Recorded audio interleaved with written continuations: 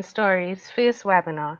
Today's webinar focuses on food and COVID-19, with the topic of discussion being how has COVID-19 impacted our food security? Now, when we say our food security, we're focusing on the Caribbean region for today's webinar.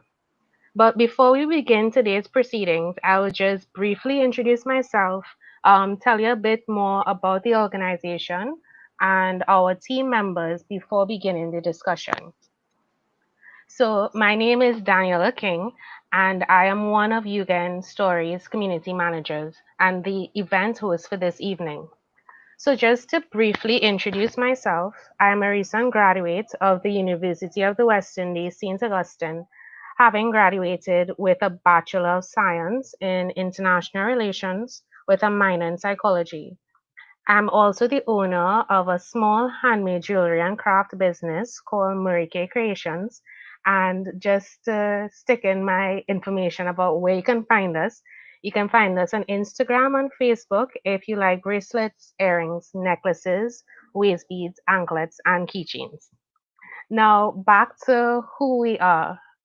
So I'm going to um, explain to you like what is the meaning of Yugen, as well as our mission, our values, and then go into the team members.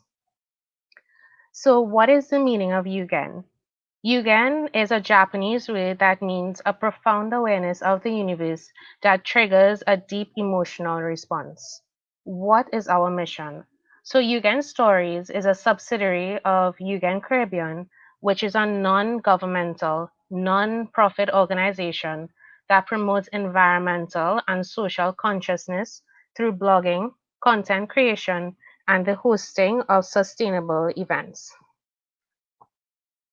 So from inception to now. So Yugen Stories was founded by Miss Jamala Alexander, and it was originally a blog and social media page with the mission to promote sustainability and environmental consciousness through content creation. Then in July of 2020, the decision was taken to convert Yugen Stories into the non-governmental, non-profit arm of Yugen Caribbean. So our vision.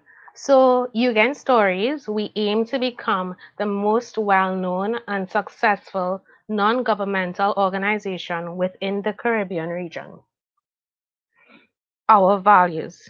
So we have 5 main values at this organization, and they are sustainability, transparency, accountability, community building, and knowledge sharing. So just to briefly explain what each of these values mean to us, I will give a brief definition of what they mean to Yugen Stories. So sustainability, for us, it means having minimal negative impact on the environment, society, and the global and local economy. In terms of transparency, we hope to be honest, open, and straightforward about our operations and values. When it comes to accountability, for us, it means being responsible for what we do and being able to give a satisfactory reason for it. In terms of community building, we hope to create or enhance community among individuals with a common interest.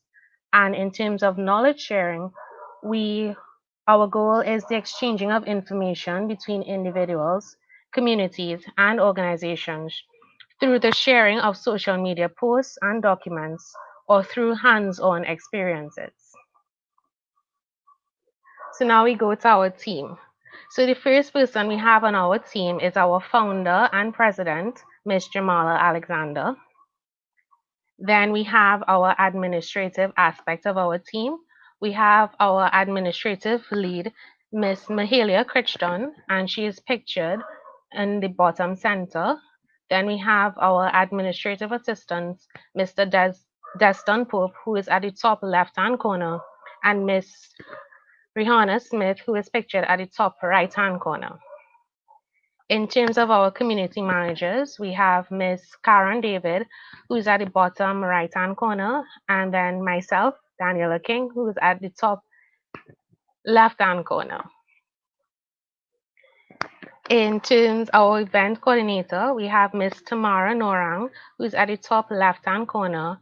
Our social media manager, Miss Rehana Archie, who's at the bottom center. And our blog manager, Mr. Mustafa Simpson, who's at the top right-hand corner. Our blog team comprises of 6 lead bloggers. On this slide, we have 3 of them. We have Ms. Megan Pirali, who's at the top left-hand corner, Mr. Mustafa Simpson, who's at the top right-hand corner, Ms. Rihanna Smith, who's at the bottom center. We also have Ms. Stephanie White, who's at the top left-hand corner, Ms. Sherilyn Ali, who's at the top right-hand corner, and Ms. Tamara Norang, who's at the bottom center. So now we're going to give you a breakdown of how today's webinar will run. We have 4 dynamic and interesting speakers who would present on various topics as it relates to food security, followed by a moderated question and answer segment. How that segment would work is that you would send us your questions via the comments and we will pose it to our respective speakers. But before I introduce our first speaker, you may be wondering, what is the purpose of today's event? So, the event rationale. The event rationale of this webinar is to raise awareness about the impacts of the COVID-19 pandemic on Caribbean economies, food systems, and by extension, food security and food availability, as many Caribbean countries are highly dependent on the importation of food and have been adversely affected due to lockdown measures. The event also intends to highlight the importance of increasing government investment in domestic agricultural production, improving existing policies connected to food production, supply, and storage methods, encouraging the creation of home backyard gardens, and urging Caribbean citizens to support locally grown produce over imported options. Thus, after investigating the impact of the current global pandemic of, of, re- of regional food security, the event aims to outline the best ways to directly combat these issues. Additionally, we have 3 main goals for the event, and they are to help you understand the impact of COVID-19 on Caribbean economies, particularly with regards to food supply chains and eating habits. Secondly, the second goal is to examine Caribbean case studies and share about how countries have been responding. And the last goal is to highlight the need for increased investment and policy improvement in the regional agricultural industries so that Caribbean countries can become less dependent on exports and more resilient when responding to similar issues. So now that I have run through um, who we are as at Yugen Stories as well as our team, I now introduce our first speaker for today. And our first speaker for today's event is our founder and president, Ms. Jamala Alexander, who will be addressing the topic of the impact of COVID-19 on Caribbean economies and food systems. So after graduating with a Bachelor of Science in Geography in 2019, environmental advocate and blogger Jamala Alexander launched Yugen Caribbean, a twofold brand consisting of Yugen Stories and a green business consultancy called Yugen Solutions. Currently, she is at the University of Liverpool pursuing her Masters of Science in Environmental Assessment and Management. She is also an independent researcher and works part-time with Tech for Agri, a social enterprise bridging the gap between communications and agriculture. Her goal is to inspire Caribbean youth to push towards sustainable development and contribute to the achievement of the Sustainable Development Goals by 2030. Thank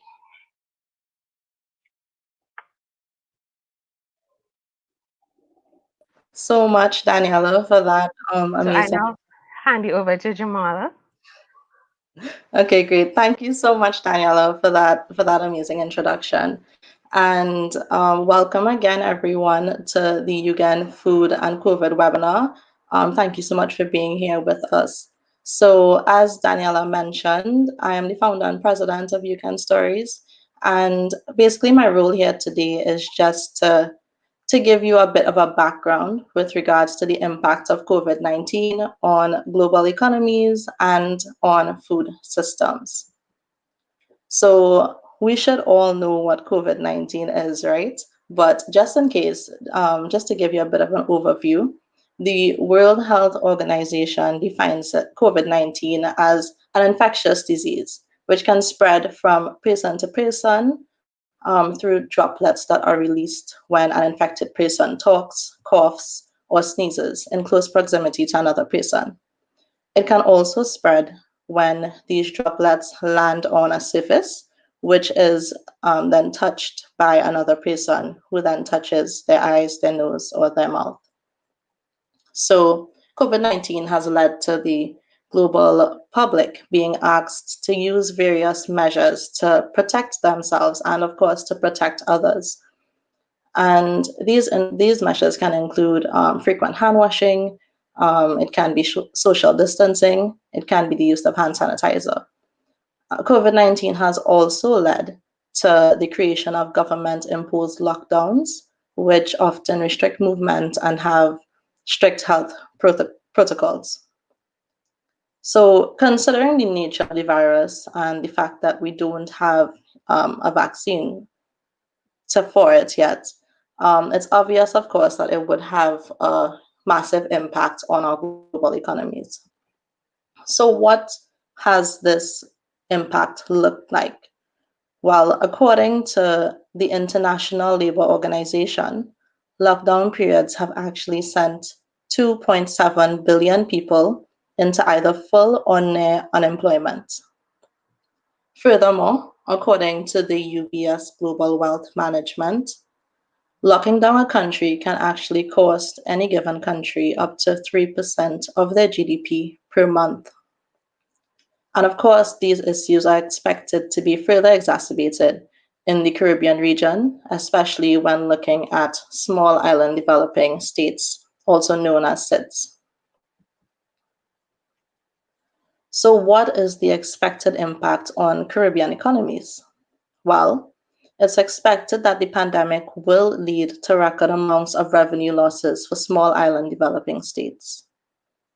The Economic Commission for Latin America and the Caribbean, ECLAC, has actually forecast a 2.5 contraction in the Caribbean economy for 2020.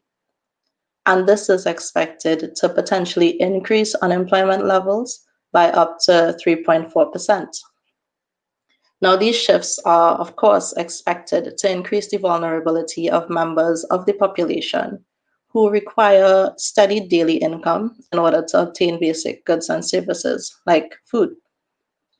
And ECLAC also estimates that in 2020, the number of poor in the region will rise to 214 million people, while the number of people in extreme poverty could increase by 16 million persons to a total of 83.4 million. So now the question is, what about food? Well, in 2019, the Food Security Information Network reported that 18.5 million people in the region were facing acute food insecurity caused by economic and climatic factors. Now, for those of you who don't know, a person is considered to be food insecure when they lack physical, social, and economic access to safe and nutritious food in order to meet their nutritional needs. So, why is food insecurity such a major issue in the region?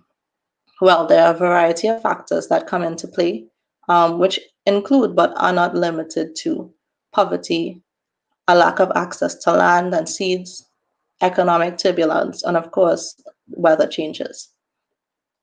And now, as concerning as these factors may already seem, it is important to note that COVID-19 is expected to, as mentioned previously, result in increased poverty levels within the region, which will then further limit access. to food. The UN Food and Agriculture Organization, UNFAO, actually proposed three main pathways through which the pandemic is expected to impact food systems in the region. So that's in terms of firstly supply, and then demand, and then trade. So, in terms of supply, while the region has not yet shown any massive changes with regards to domestic food prices, the pandemic is expected to have disruptive impacts on regional supply chains due to the implementation of, mobility restriction measures. Furthermore, we have to remember that these changes can lead to sudden fluctuation of food prices in the medium and long term, particularly for perishable and fresh products such as fish, seafood, vegetables, and fruit. In terms of demand, it is expected that variations will occur due to numerous internal factors such as the increases in levels of unemployment, changes in purchasing power, and just generally an increase of income inequality throughout the region.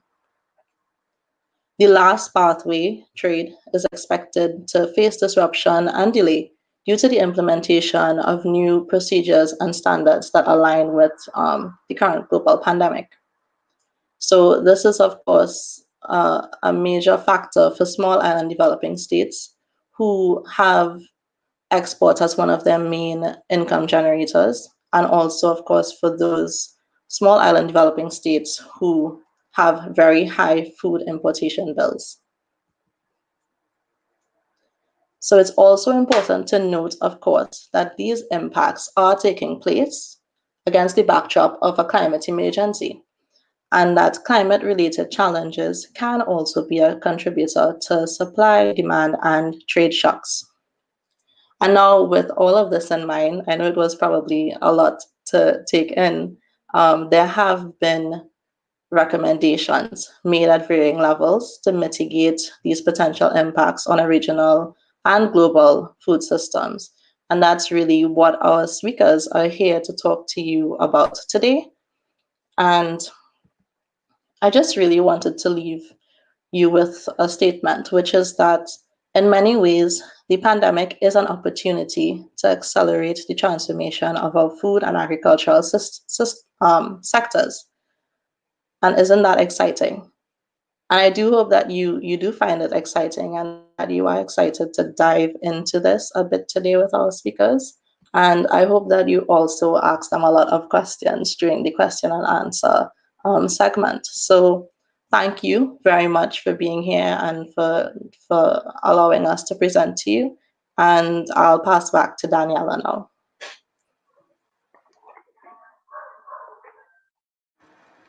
Okay, thank you very much, Jamala, for introducing today's topic. So now we have our second speaker, and our second speaker is Dr. Tessa Barry, who will be speaking about Caribbean case studies and responses to the impact of COVID-19. So Dr. Tessa Barry currently works as a part-time instructor at the Department of Agriculture, Economics and Extension, University of the West Indies, St. Augustine Campus, Trinidad. She is actively engaged in regional extension, volunteering as chair of the Knowledge Management Committee for the Caribbean Agricultural Extension Providers Network. She is also engaged in extension on a global scale as a member of the Association for International Agricultural and Extension Education (AIAEE) and the Global Forum for Rural Advisory Services (GFRAS). She has engaged in research work in agricultural extension in the Caribbean, in gender-sensitive agri-extension delivery, agri-entrepreneurship development, food security, and rural development. She also conducted regional research in extension and disaster preparedness in small island states, and in recent times has engaged in resilience-driven action research in the face of crisis, COVID-19.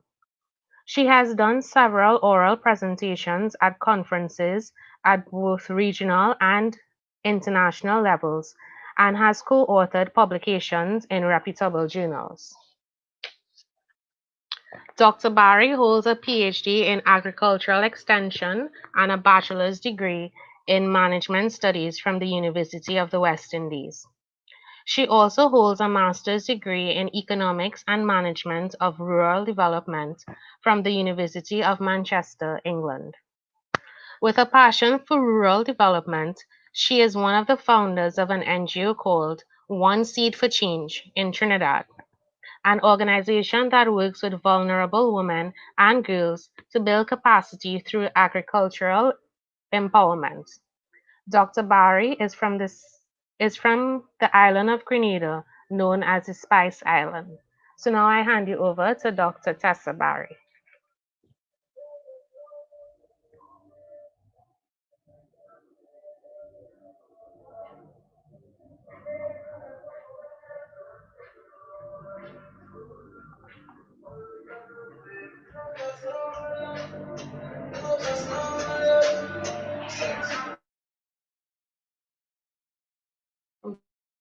Okay, a pleasant good evening to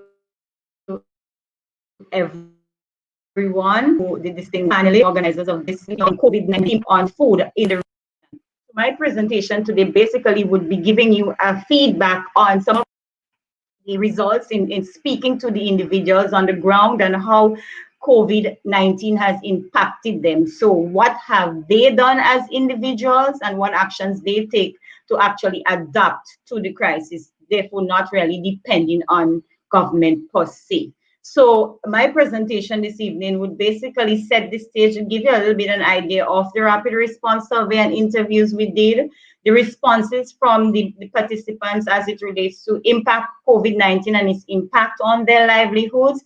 And we look at the responses as from individuals, community, and government. And then in the interest of time, I'll just give you a brief overview on what St. Vincent and Trinidad has been doing to address the issue.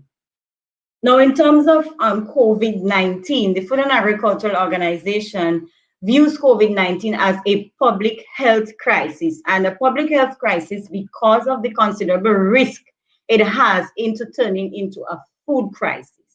And the fact that it can turn into a food crisis is because of its effect on the disruption in food supply chains. So we're talking about because of the restricted mobility and the lockdowns that many countries have been facing as mitigation factors to help combat and to contain the disease. And then restrictions of or no access to the resources available for food productivity. And when we talk about the resources, we're speaking about the markets, the agricultural extension services, and other necessary services that are required to engage or to help in terms of increasing our food productivity. And then we can't also forget the possible socioeconomic impact or the socioeconomic crisis it can present or it is currently presenting as it relates to the loss of jobs, the loss of livelihoods, disruption in markets, and last but by no means least, the fear that many of us are experiencing now as it relates to COVID-19 and the mental impact it has on many of us as individuals within the region. And all of this, then the question of food security comes into play. And when we talk about food security, we're looking at, and Jamela would have given you a definition of what food security means. But when we talk about food security, we have to take into consideration food availability, food access, food utilization, and food sustainability. So how has COVID-19 impacted the availability of food, the access to food, the food utilization aspect, and what is the impact on the sustainability of food? Now, at the beginning of the crisis, a lot of countries basically came up front and said that there was enough food within country to sustain them for a particular period of time, hoping therefore that we would get over this crisis probably in the next 3 months, in the next 4 months, in the next 5 months. But as you see now, we are running into probably 7, 8, 9 months, and we are still experiencing the impact and the effects. So then, therefore, whether or not food is available is not only the issue for us, but do we have access to this food? So food is available, yes, but then because of the impact of COVID-19 as it relates to immobility, the restriction on movement, the loss of income, and so then many persons still are unable to access what is available. And then we talk about the loss of income, and so that is affecting how much we spend and the quality of food that we spend on. So then food nutrition now comes into question, or health comes into question. And then sustainability. How are we going to sustain food productivity if this crisis continues? And we would have already been experiencing things such as this high importation bill. So this crisis has brought a spotlight onto the issue of food security, where we would have been speaking about it in many corners from various stakeholders' perspective. This crisis has brought even more of a focus on the idea of food security. So those of us, some of us who are involved in the field, what we did, we sought to get an idea and a response from citizens, from people on the ground. How have you been impacted by this crisis? And so we did some rapid survey and some interviews via telephone and via the use of the internet. This survey is still ongoing, but so far in terms of the countries that we would have been, the participants came from Grenada, from St. Lucia, Dominica, St. Vincent, Jamaica, and Trinidad. So those are the persons who we would have had responses from thus far. And out of that percentage, out of those persons thus far, 66% of them were female. And I hasten to identify that because when we speak about a lot of the times, most of the idea of food preparation and so we find heavily that the gendered perspective on it and who often is responsible when it relates to, how we deal and handle food and whether or not this would change in the onset of what we are experiencing now with COVID-19. Now, looking at the background in terms of how they made their livelihoods of the persons who participated in that, we had farmers, both crop and livestock farmers. We had fisher folks. We had vendors, both from the tourist sector and from the farm product sector. So those who sell in the markets and those who sell farm produce.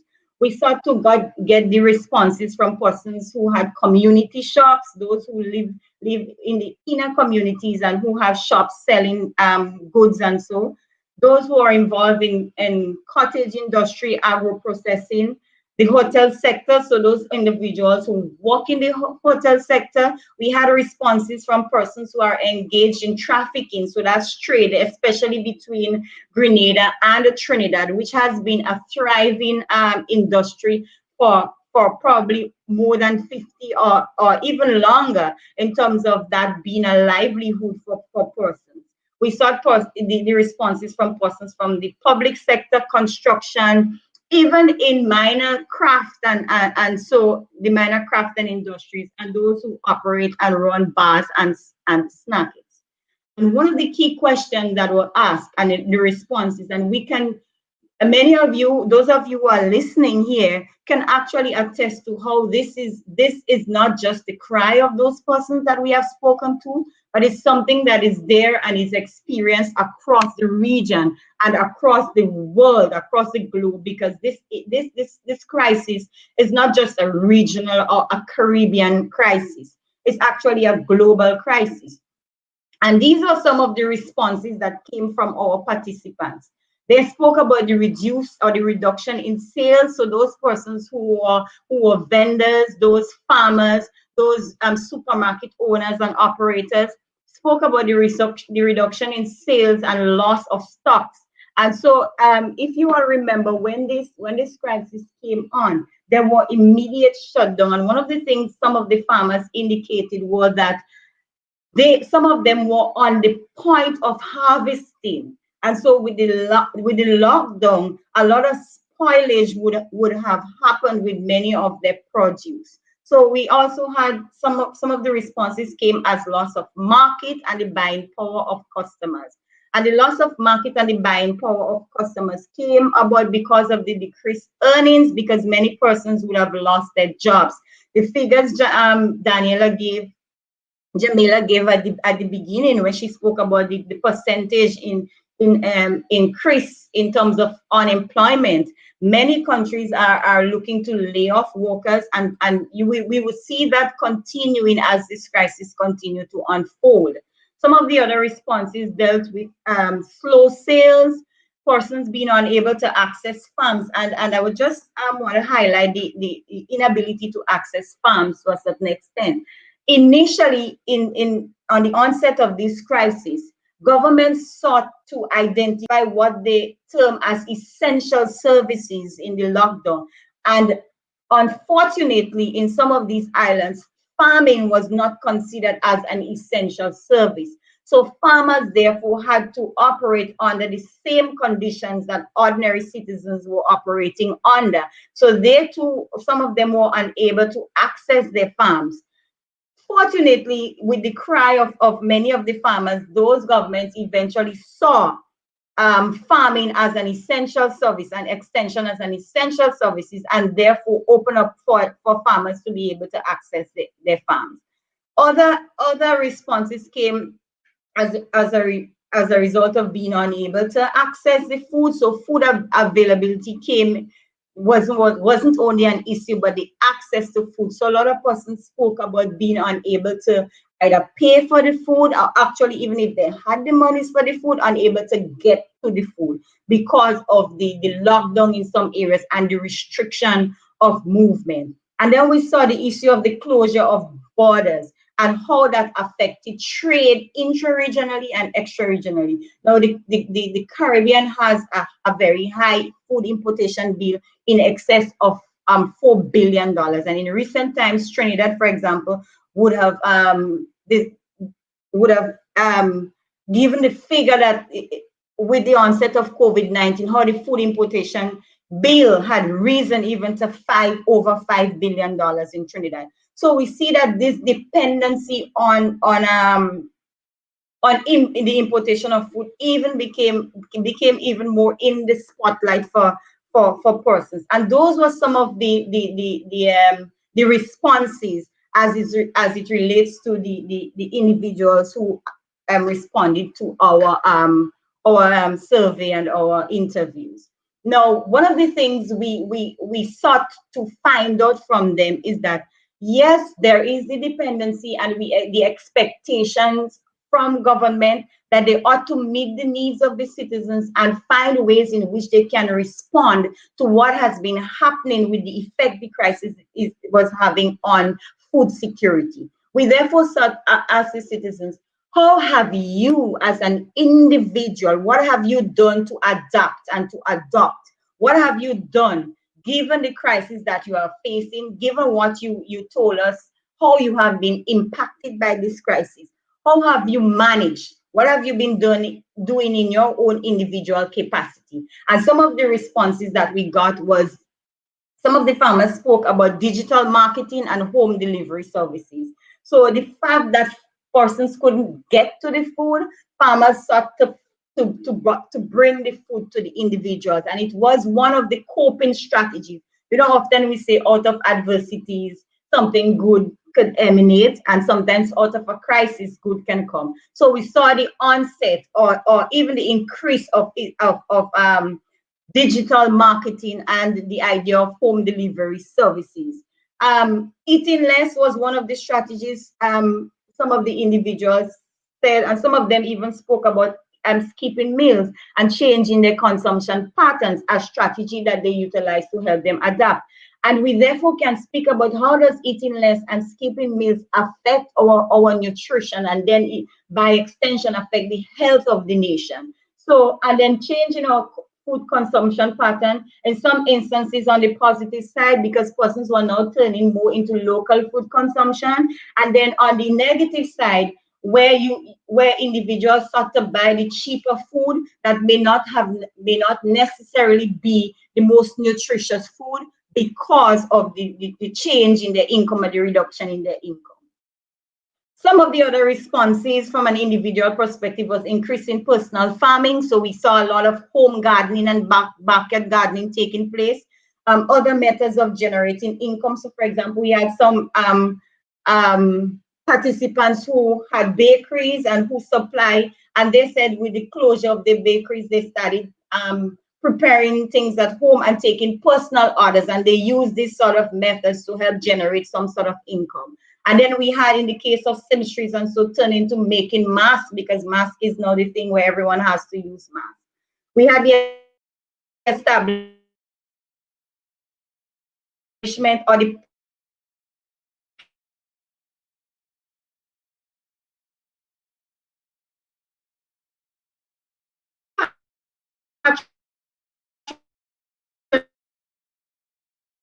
patronizing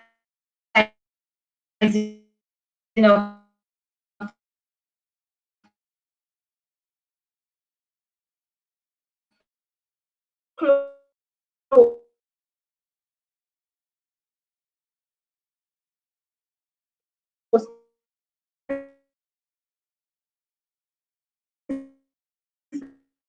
like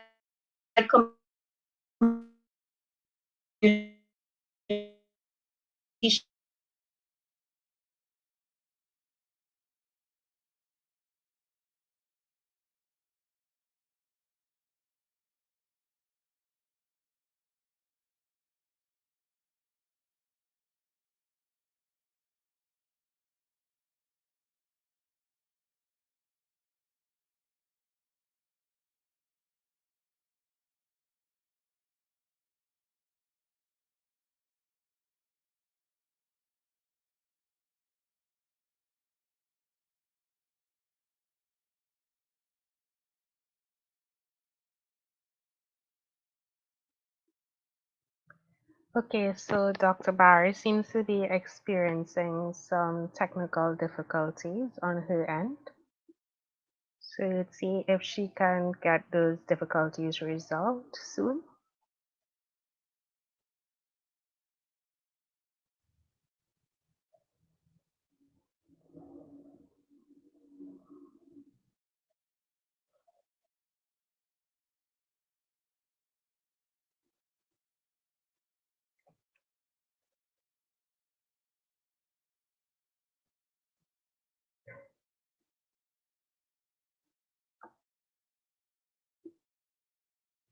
So while we wait for these technical difficulties to be resolved on Dr. Barry's end, um, how are you all enjoying the webinar thus far? Let me know in the comments. So any word you would use to describe how today's event has been going for you, or any word that stood out for you, any phrase that stood out for you in Dr. Barry's presentation thus far, feel free to drop them in the comments below.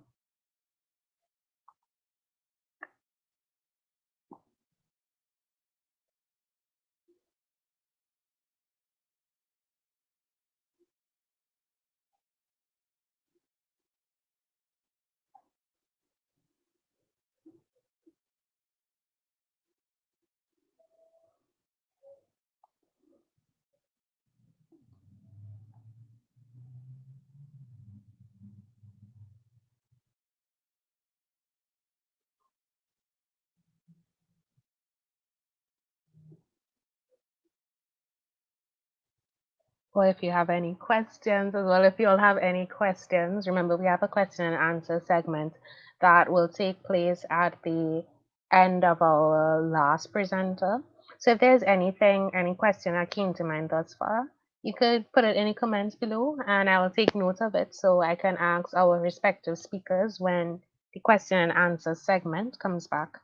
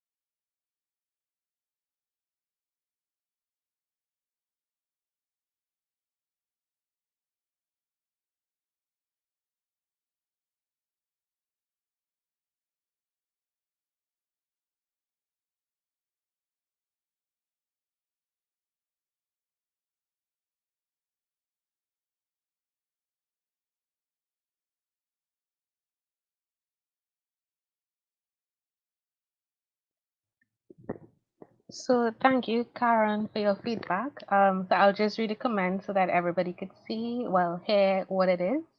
Oh, and Dr. Barry is back. Can you give me an idea of where you lost me? It was just now. So if you tell me It which was slide. the slide before this one. All right, thank you so much. Yeah. Right. I was basically giving you all a feedback on the responses on how has government responded, and those were some of the things in terms of renewed interest in reducing the food importation bill with a priority on increasing domestic production. Some offered stimulus packages like relation to even offering salaries for persons who would have lost their jobs, especially within the hotel sector.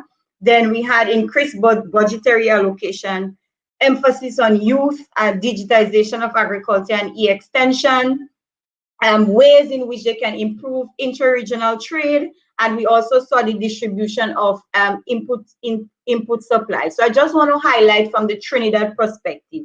Trinidad had a home garden competition, which they established a national home garden competition where they distribute seeds and input supplies for as much persons who are interested. And in that way, they got persons to go back to home gardening as well as get, find a way to actually have access to food be better in terms of people's opportunity in accessing food. And in recently they had the budget, and there was an increase in the budgetary allocation with a stimulus package for agriculture with a focus on youth in agriculture, digitization of agriculture, and small and medium enterprise, among other things.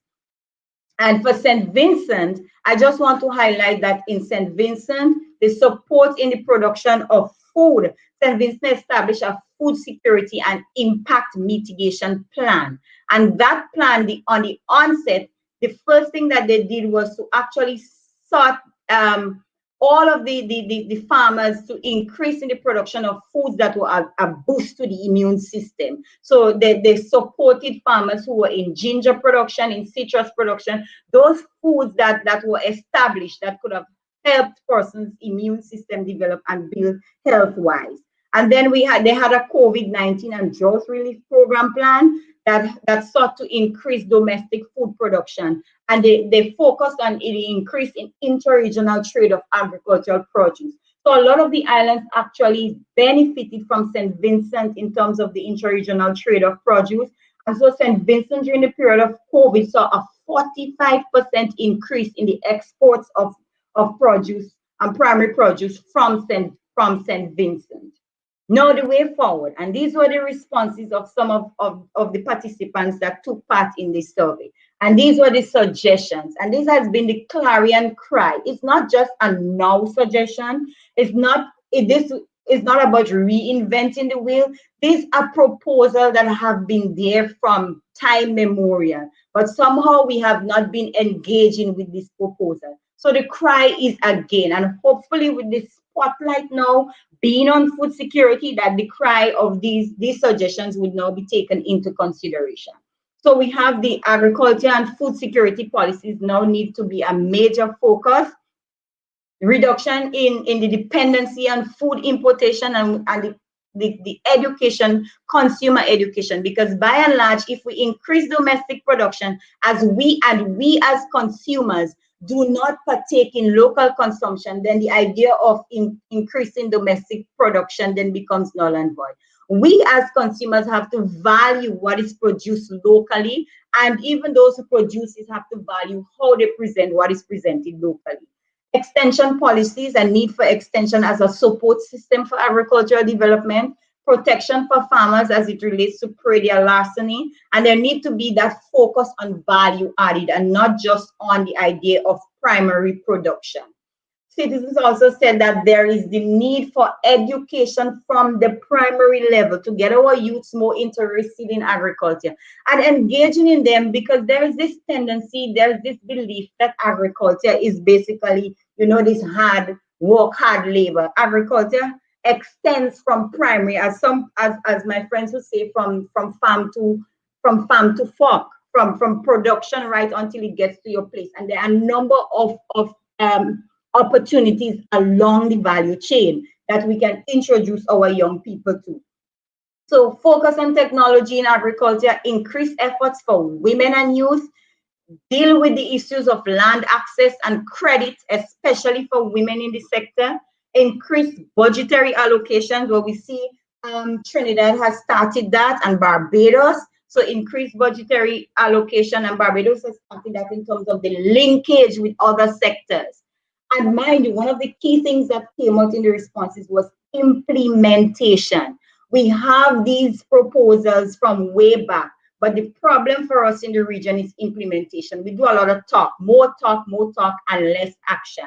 And in the process, we must continue to do research and monitor the assessment and the impact of what has been happening as it relates to the crisis and COVID-19. So I want to thank you for your time, and thank you for listening, and remind you to observe the protocols as it relates to COVID-19 and keeping ourselves safe. Thank you very much, Dr. Barry, for your presentation. Um, Based on the comments, a lot of people said they were surprised with the gendered aspect of food security in the region. Now we move to our third speaker, Dr. Arlette Saintville. So Dr. Arlette Saintville will be speaking on the topic of a need for investment and policy change in regional agri-industries. So Dr. Arlette Saintville is the newest lecturer in the Department of Geography at the University of the West Indies, St. Augustine campus. Her doctoral and most recent postdoctoral research looked at food security policy in the Caribbean. She seeks to understand how innovation can be galvanized within food systems of the region based on leveraging of social capital and social networks to build more nutrition sensitive value chains. Arlette has a keen interest in food and agriculture research and other topics that bridge disciplines, cover both human and environment spheres, deal with community food systems and social capital, especially in the context of small island developing states of the Caribbean.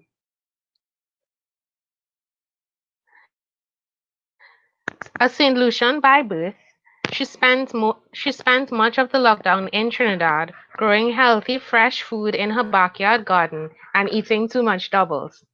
She believes that she was inspired to return to the Caribbean for such a time as this, as we craft regional responses to COVID-19 and food. She is an unapologetic Caribbeanist and a Christian. Some of Dr.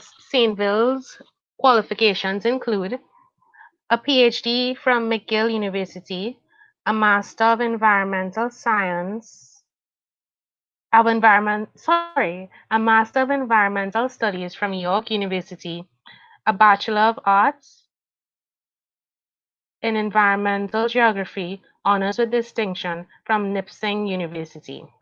So I now hand you over to Dr. Saintville for her to present to you. Hi, everyone. Thank you very much, Eugen, for inviting me, and for all of those who are here. I'm very appreciative of you being here and listening, taking the time out to listen. So, what is this issue about? Essentially, I want you to imagine that there is a problem. There was a problem before COVID, and COVID has in some ways worsened and improved this problem. What is the problem, you will ask? For the 16 small island developing states, 17 small island developing states of the Caribbean that has a population of about 42 million, where these islands are exposed to specific social, economic, and environmental vulnerabilities, but one of the critical ones is around issues dealing with food. We have what is called the triple burden of malnutrition, where you have 3 different types of food-related malnutrition issues affecting the region. For about 30% of the population is overweight or obese. About 7% of the small island developing states of the Caribbean we have undernourishment because of people who are exposed to persistent poverty.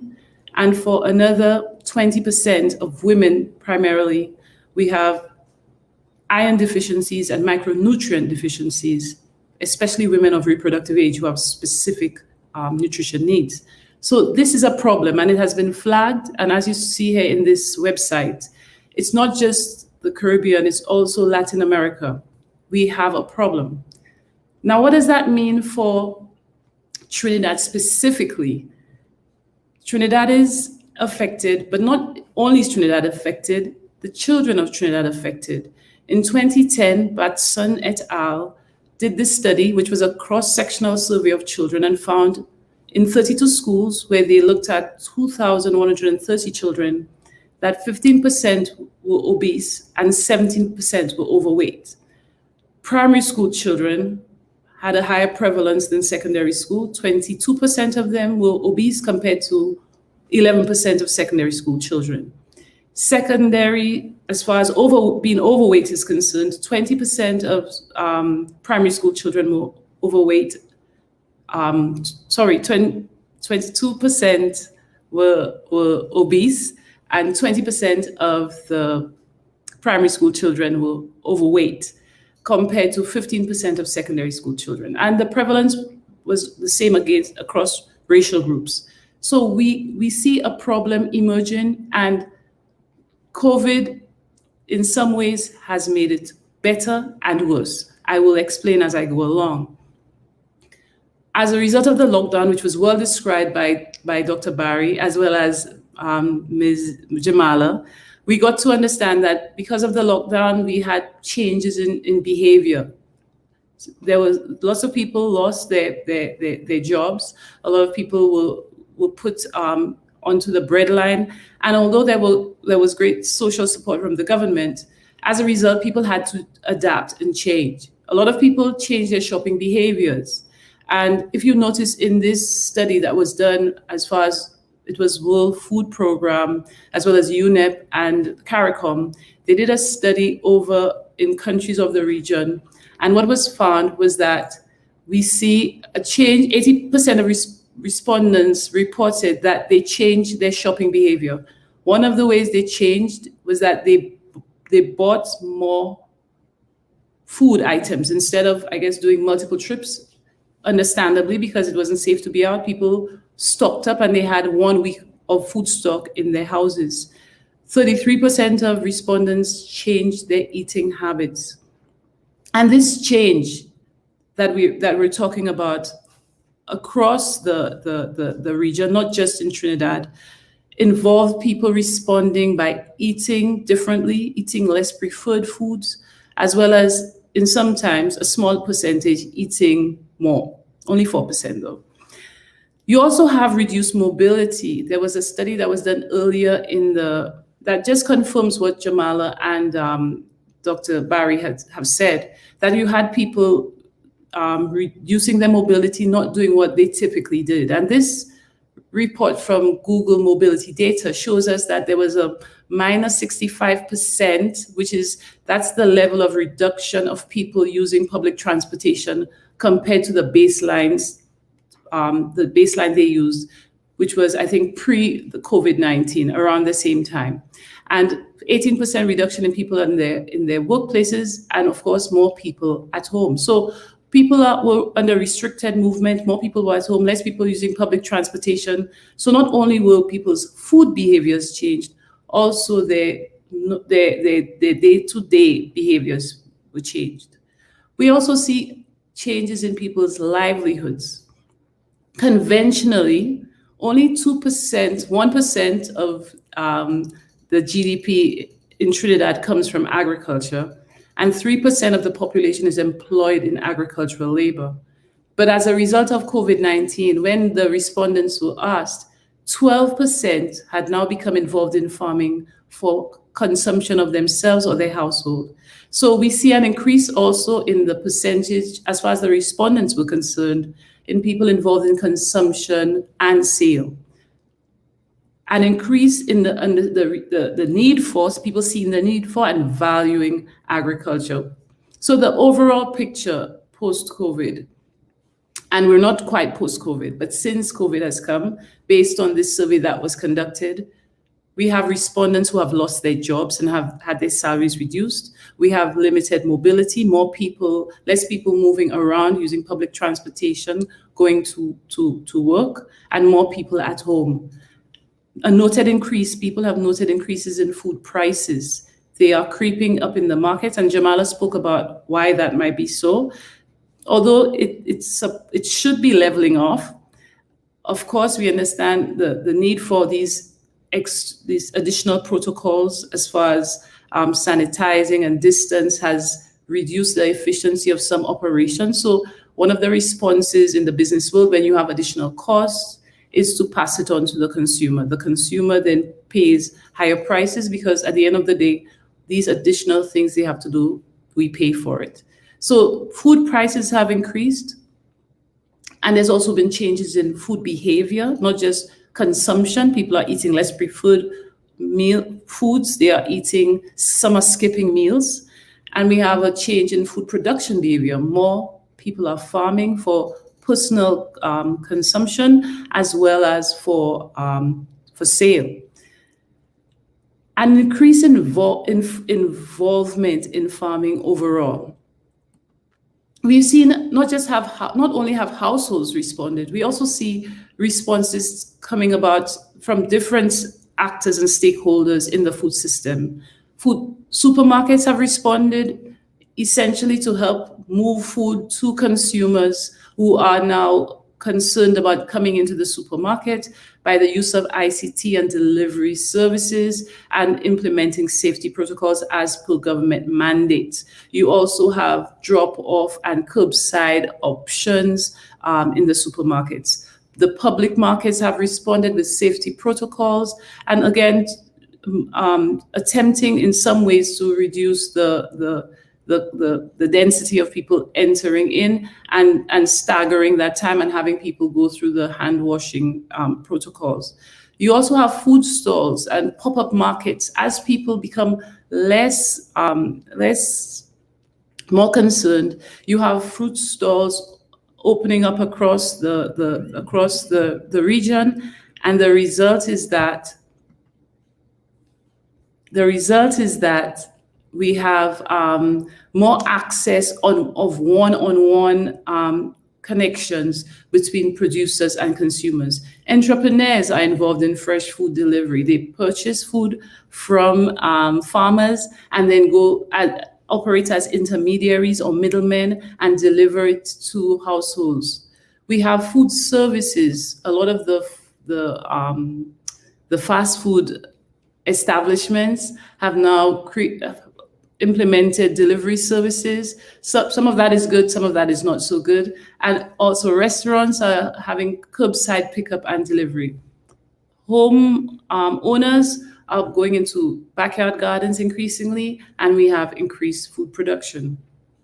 One of the more, I would say, because this is the major issue that we want to discuss today, is really what has been the government's response? What is the policy response, and where can we go with that policy response? As far as the short-term response of the government of specifically Trinidad and Tobago is concerned, we see the government responding by meeting senior citizens, the school feeding program beneficiaries through food supports, the needy through FBOs, $30 million in hampers, food support program grants, retrenchment of individuals around food support, and salary relief to improve people's access to income, so they could now use those funds to purchase foods. If you total the number of the funds that was spent in the millions and millions of dollars, just $30 million for the needy in with faith-based organizations. So those were the short-term immediate responses to ensure that people didn't go hungry. And I want to let you know, people who are in Trinidad and Tobago, that was so successfully done that compared to other countries in the region, the number of people who report that same study that I mentioned was done across the region. Trinidad has one of the lower rates of people who going hungry, not going without food for the whole day.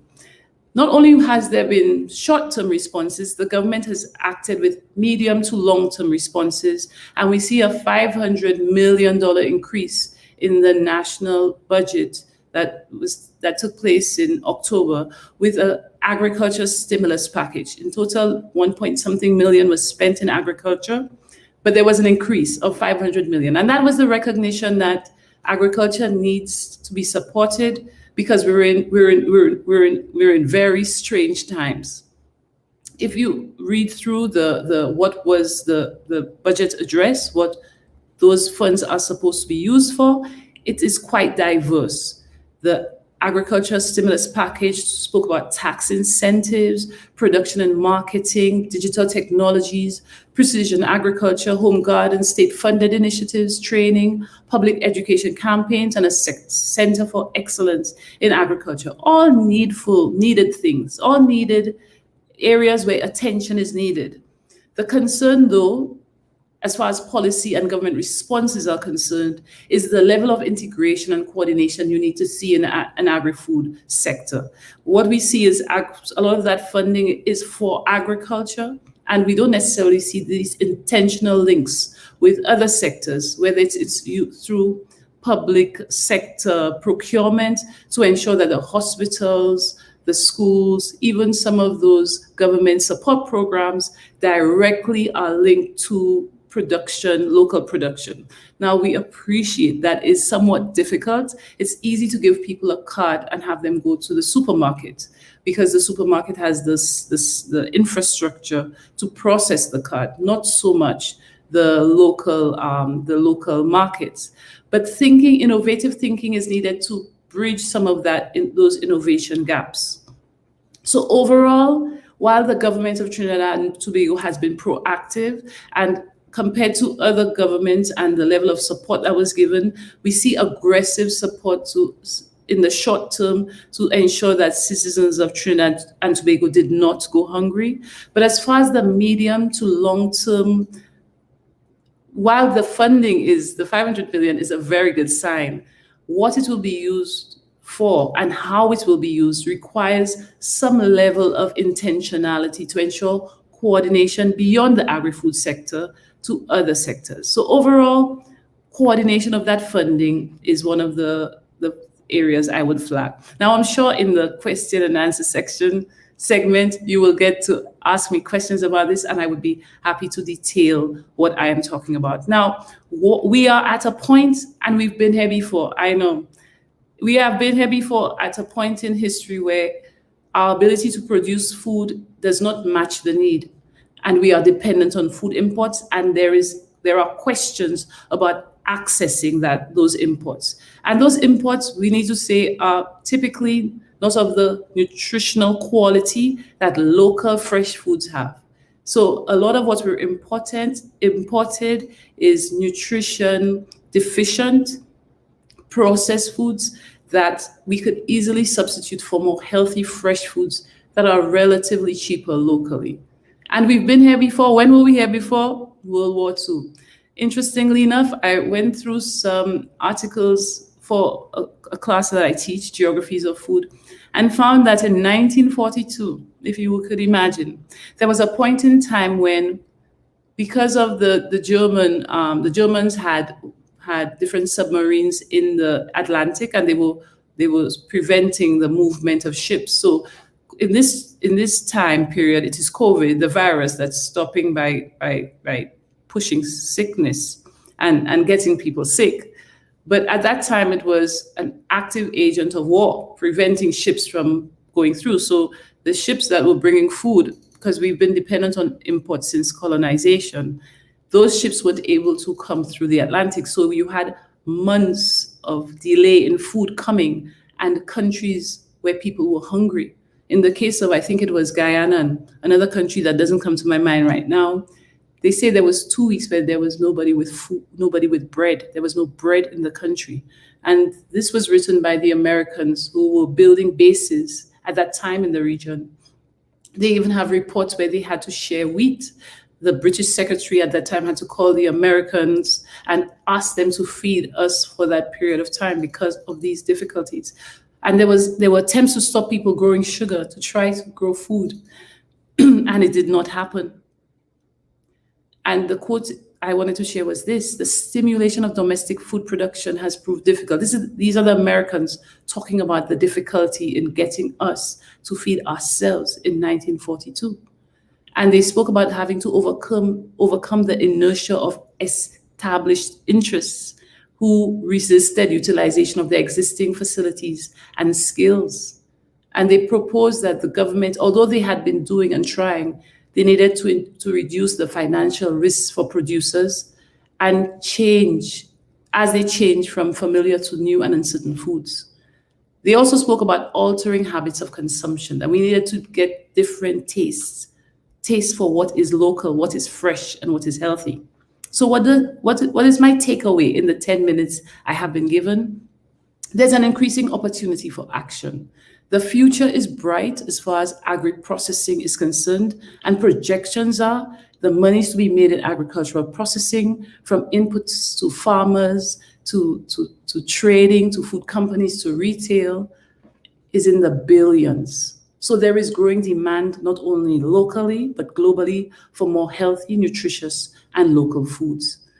There are gains to be made as far as ICT is concerned in productivity, coordination, and agribusiness support. Research is essential, but we also need government policy to lead, because government policy leads and helps us do what we might not necessarily do if there was no policy. A lot of that policy needs to be centered around, coordinating smallholder farmers, and thankfully integrating with private-public partnerships, trying to make those connections to jumpstart those production systems, those businesses that are needed where there are gaps. There's an innovation gap that needs to be bridged, and the targets that we see in the Asian countries that were able to really advance and make great benefit out of agricultural productivity is they invested 10% of their national expenditure into agriculture. So while we see an increase, we are far short. If you look at in the right-hand lower corner, the ball in orange is health. The top blue is education, and agriculture is the slim little sleeve at the top. So we're not quite there at 20%, but we're at a place where we can start. There is much work to be done. So as I close, the time for action is now. COVID-19 has given us a reset.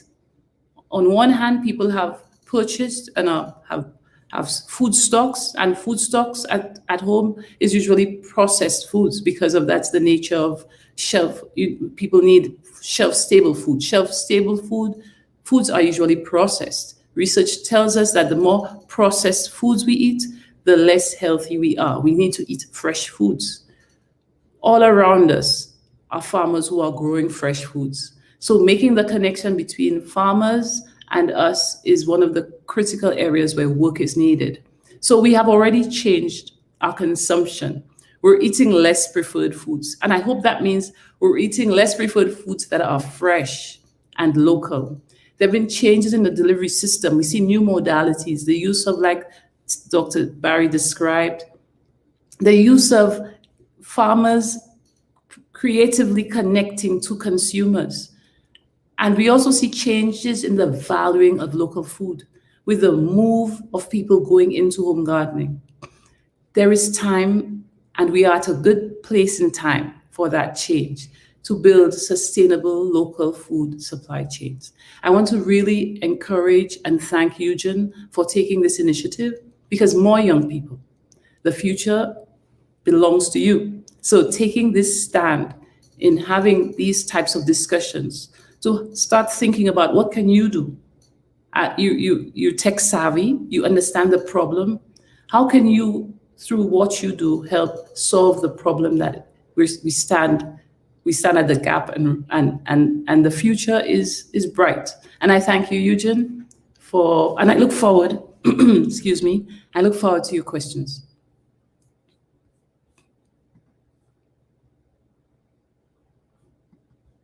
A very informative presentation.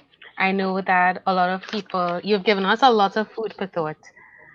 So now we move to our final speaker for today, who is Ms. Sharika Weaver, who will be addressing the topic of building sustainable supply chains to enhance agriculture in Caribbean SIDS. Now, for those of you who may be unfamiliar with the acronym SIDS, SIDS stands for Small Island Developing States. So, Sharika Weaver is the CEO of Summit and author of Child Safety Book, Who Can Hold My Hand? Born to community activist parents, she and her siblings were enlisted from an early age in community empowerment projects. It was during this period that her personal motto was born, not for time, but for eternity. A reminder to live an exemplary life worthy of review in the future. Over the past decade, Sharika has collaborated with more than 17 regional and international organizations across 6 countries to celebrate and honor more than 300 young people. However, her academic and professional journey has been dynamic in nature, with the intention of synergy and seamless service between disciplines. This was enhanced by diverse opportunities for professional exploration. However, during 2020, she has grown curious about Caribbean product consumption patterns, regional logistic frameworks, and local and regional food supply chains. Perhaps the consequence of commencing and completing a dissertation, Business Leadership and Sustainability in Eastern Caribbean States during COVID-19 lockdown. Adventurous by nature, she is most relaxed when following a mountain trail aboard an ATV bike. However, her childhood hobby of sea bathing rules supreme as she visits the beach at least 4 times per week. Sharika is especially passionate about authenticity and grace. She explains, one of the most important lessons that I've learned, not only in the halls of universities, but in the streets of cities and pews of churches, is the unwavering truth that we have a responsibility as human beings to treat each person that we meet with utmost respect, no matter their race, social status, gender, age, or religion. For it will remain true when we respect and honor all people, we pave a highway connecting our hearts and lives. Then, with, with time, these highways facilitate the transportation of life altering information, influence, and affirmation. Some of Miss Weaver's qualifications include a Bachelor of Science, a Bachelor of Science in Behavioral Sciences with honors from Andrews University, Michigan, USA, a Master of Arts in Counseling Psychology from Trinity Western University, British Columbia, Canada, a Master of Science in Procurement, Logistics, and Supply Chain Management from the University of Salford, Manchester, England, United Kingdom. She's also co-authored a dissertation titled Nothing About Us Without Us: Youth-Led Solutions to High School Completion Rates. So I now hand you over to Ms. Weaver to present on her topic. Good evening, everyone. It's such a privilege to be here, and it would be remiss of me if I didn't take this opportunity to congratulate Eugene Stories on their first ever webinar. Excellent job, everyone. So let me give you an idea of the flow that this short presentation is going to take. We're going to start with the definitions and explanation of how supply chains normally work. Then we're going to look at the objectives of a supply chain. Following that, we'll briefly go over the impact that COVID-19 has had on the supply chains and our Caribbean economies. And lastly, we're going to go and really dissect the way forward. So, what is a supply chain? It's basically a set of activities involved in producing and distributing a product to customers. What is that really? Supply chains consist of all of the parties involved, be they direct um, persons or indirectly involved in the fulfilling of a customer's request. So when we're thinking of our supply chains, we're looking at the manufacturers, the suppliers, those transporting goods, the warehouses that are storing items, retailers who are eventually um, connecting with the customer. And lastly, but very important, we're looking at the customer themselves. The customer is a part of the supply chain and one of the most integral parts. But I'll explain that a little bit later. Now, supply chain management um, looks at all of the activities that are required for the delivery of these goods, but for value to be added to the customers. So the activities are things like marketing, having finance departments put together their uh, programs so that we know how we're paying for things, customer service, operations, the development of new products, and our administrators have to come up with strategies that would best provide these values to the customer and to the entire supply chain.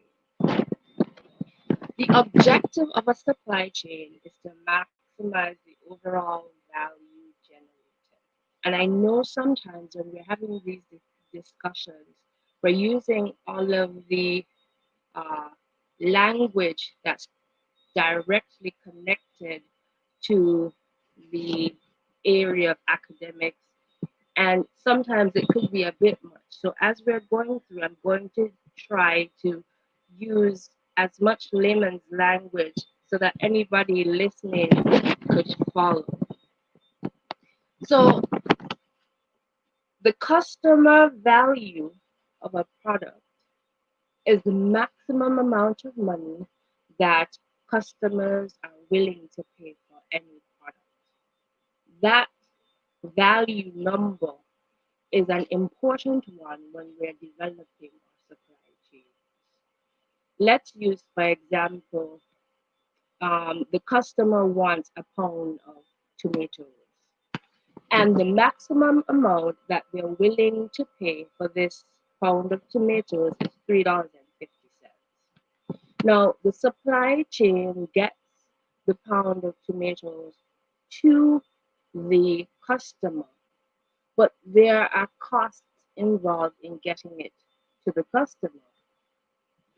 So let's say the cost involved in the farmer getting the seed, and when the tomatoes come to maturity, they're then sent to suppliers. They're transported, whether in trucks or trains or whatever method is being used. They have to be stored somewhere, whether it's a fancy storage warehouse or it's a shed that someone in the community is using. All of the costs involved in that are tallied, and then we get an idea of um, what the what the cost to get the product to the customer is. So if it's $2, then when we take away $2 from 350, $1.50 remains. And it's important for us to note that in a supply chain, the only way to get revenue is from the customer. Now, you might say, well, that doesn't make sense because the truck driver who's transporting these tomatoes, he got paid. But in actuality, in the supply chain, what takes place is portions of the customer value is given within the supply chain. What am I saying? A part of that $3.50 was given to the transporter. And remember, there are other parts of the supply chain. So the farmer would have been given a portion and all of the other areas. We quickly recognized that we must manage who needs to get from the portion that is designated by the customer's value. If we are careful with the management of that sharing of portions, then we end up with the surplus. The supply chain surplus is very closely linked to the profitability of your supply chain. So let's use this particular incident as our example. The Observatory for Economic Complexity, or OEC, reported that in 2018, St. Kitts and Nevis imported poultry meat or chicken valuing US 5.5 million, Grenada 9.7 million, and St. Lucia 11.7 million. In most instances, not all, these three Caribbean islands were the customer. We were at the end of the supply chain and we were paying for these items. Let's just focus on that segment and not go into the more technical areas of those Caribbean countries that were in other areas of the supply chain, so would get a portion. So we are focusing on the fact that they are customers. Let's consider this in relation to COVID-19. When customers went to the store and they recognized that stocks were low at the supermarket, persons got into a tizzy and they started to stock up. And because they were seeking to get more than they would normally purchase, the first thing that happened was the amount of money that the country needed to spend on import increased. So this is more money leaving the country. Additionally, because most of our Caribbean countries are dependent on tourism or other sectors that were adversely affected by COVID, we didn't get the incomes that we would normally get. So we were spending more, but we weren't getting in what we normally got in. So we're depleting our resources. In addition to that, along the supply chain, there became much pressure. The transporters needed to make more trips. The warehouses needed to store more as everything was being moved along. And even more concerning, the farmers who would have been growing or processing or working with the chicken were now being asked to produce more than they would have forecasted for. The reality is that you can only A chicken can only grow so fast. It takes time for it to get to a place of maturity where persons could consume it. And that meant that customers were now willing to increase their customer value on an item. So if before you would leave chicken in the store if it was more than $2 per pound, now at $4 you are happy to grab it. But that doesn't mean that along the supply chain that persons necessarily saw much more surplus than before, because each each actor along the supply chain was spending more than usual to perform their tasks and to get us what we needed.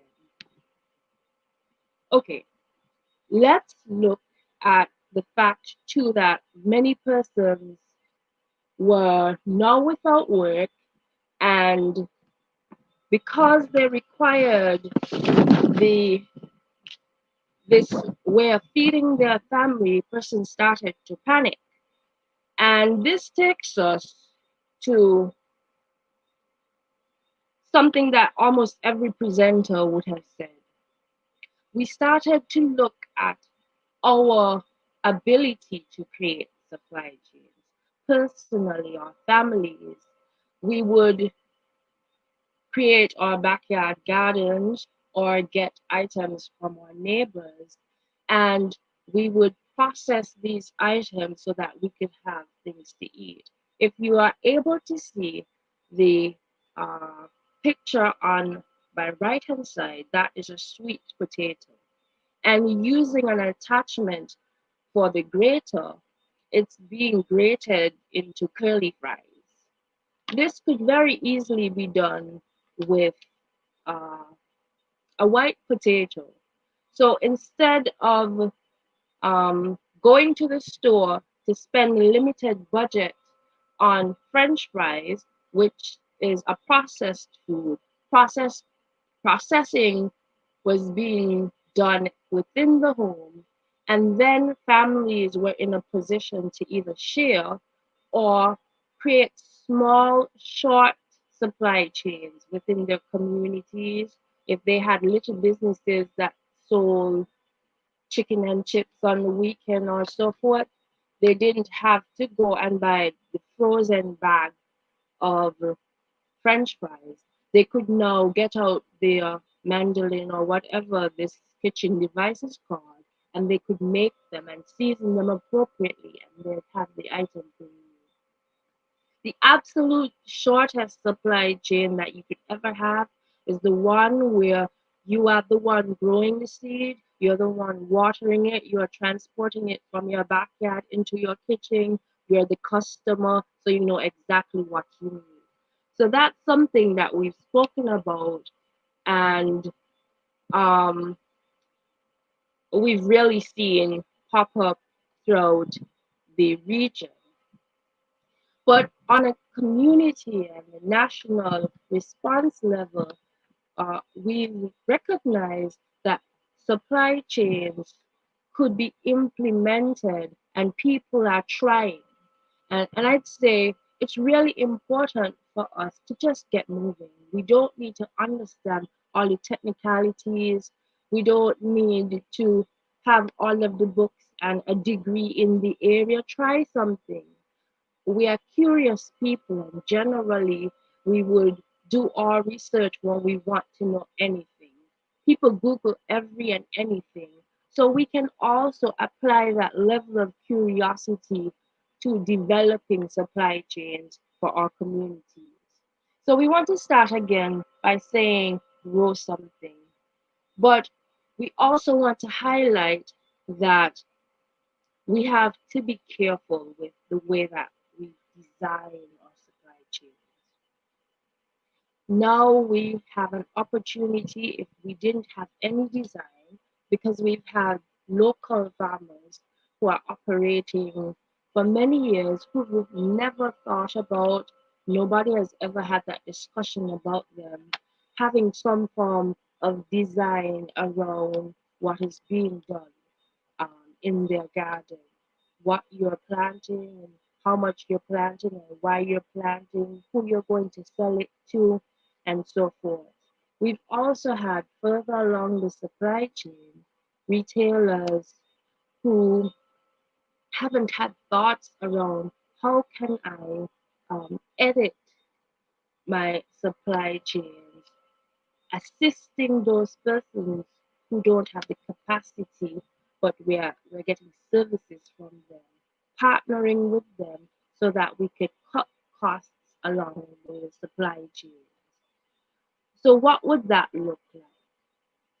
Very often in our region, our challenge isn't in creating supply chains. We are able to create networks no matter what level of academics, even if you had never spent a day in school, you want to accomplish something, you call your friends, you call the people in your community, and you come up with a plan. Um, and this network would then say, Mary is responsible for growing, Peter is responsible for washing all the fresh fruits after he would have harvested. Jane is responsible for transporting them to this place and so on. So we are capable of doing that. The challenge often comes in the thinking. We tend to just be reactive, but we must plan. We must consult persons who are aware of how supply chains work, and supply chains are one size fit all um, designs. You have to consider who you want to market your goods to, who your targets are, and develop the supply chains according to that. You have to consider the particular challenges or needs of your area, the type of customers you have, what their value is for certain items, adjusting um, certain aspects so that you can take care of them. Let's take, for example, let's use Walmart as an example. Walmart recognized that persons were coming to them to purchase items that they could get almost anywhere.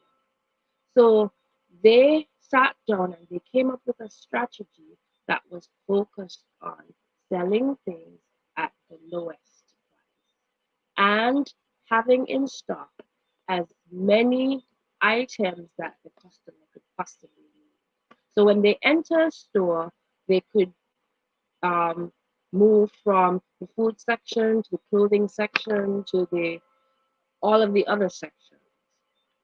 And because that is what they wanted to do, they made certain decisions that caused the prices to be lower. One of those decisions was ensuring that where where they would build their stores was strategically selected. So they would build several stores or super centers um, around distribution points. And the distribution points were maybe centralized among those stores in a space that was less expensive, because we know that if we are renting a space on the main road, that space will always be more expensive than if we rent a space that is further away from the main floor of things. So they selected carefully their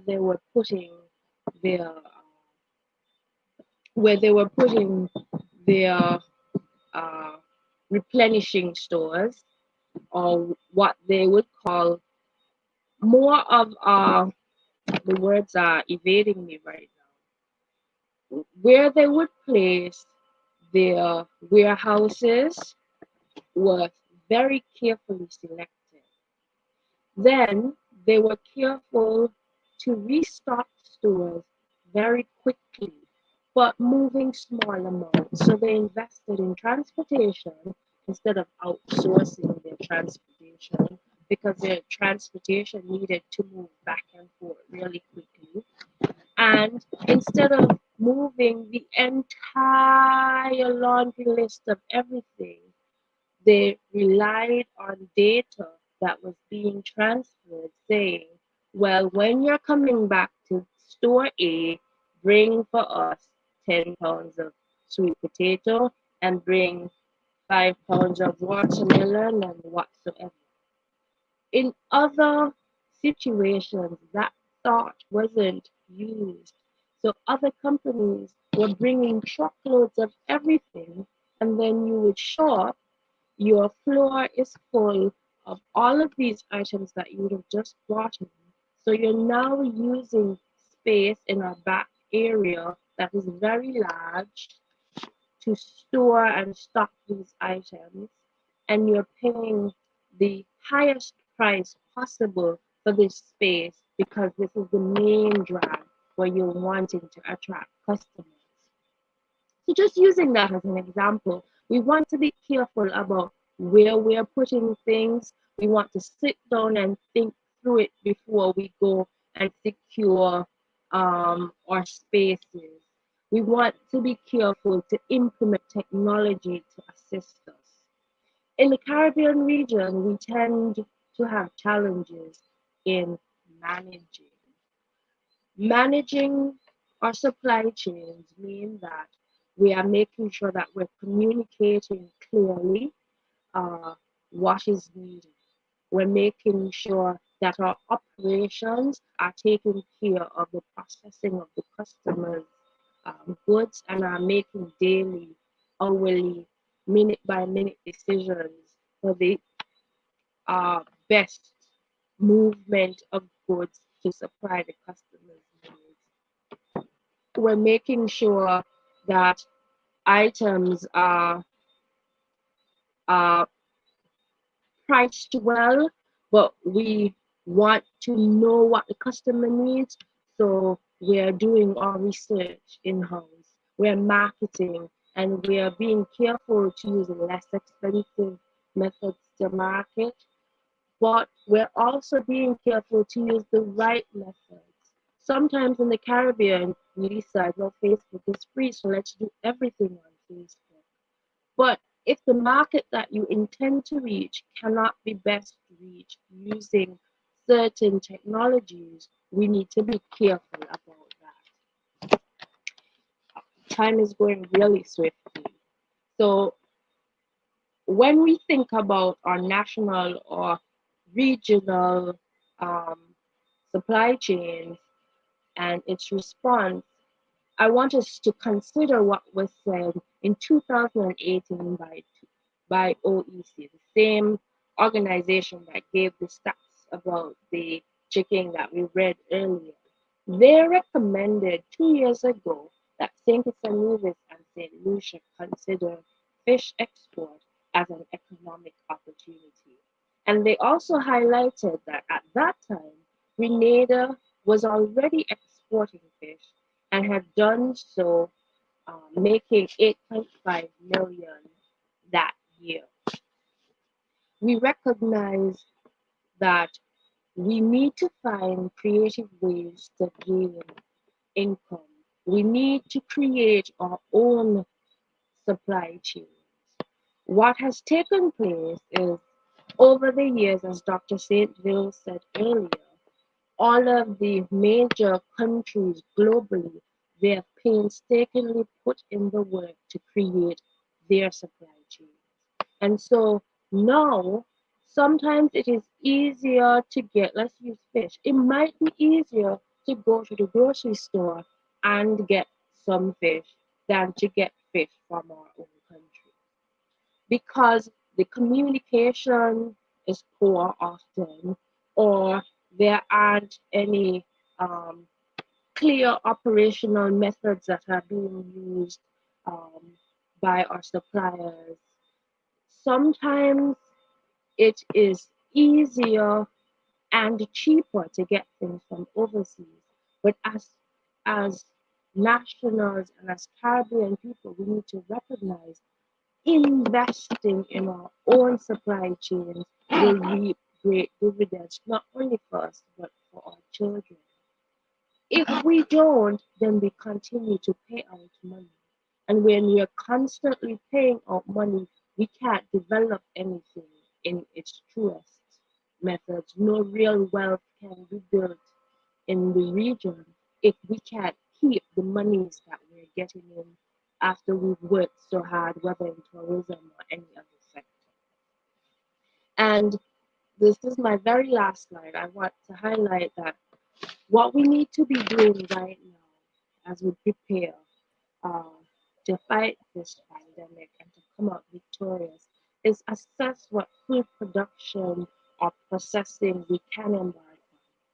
We need to eat locally grown and produced items. That cannot be said enough. The shortest supply chain usually has the most nutritious foods and is poised to be least expensive if we do our homework and come up with the appropriate strategies to ensure that we get the costs down throughout our supply chain.